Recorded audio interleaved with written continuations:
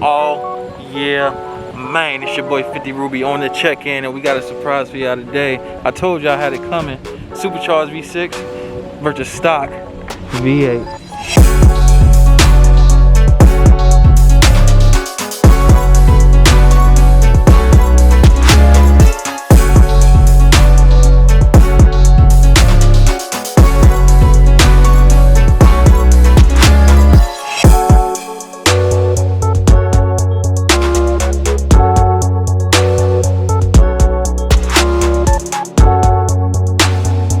Blue Magic is in the house, and I got my boy Nag about to do a few runs with me. And we're gonna see, should you have gotten a supercharged V6 or should you just go get the V8, man?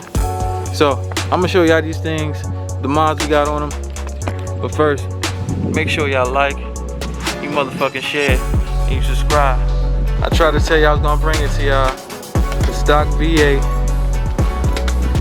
versus a supercharged Edelbrock V6. You know what I'm saying? He's all stock here. Both got the carbon fiber hoods. We both got the carbon fiber ZL11 LE wing.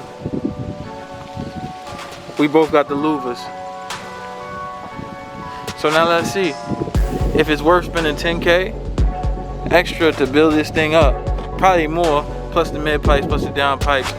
Man, I ain't even gotta tell y'all all the mods I got on this motherfucker. So, is it worth spending almost 15K to build up your car to versus stock V8? We about to find out right now. We about to do 3 runs from a dig, and I'm gonna let y'all know.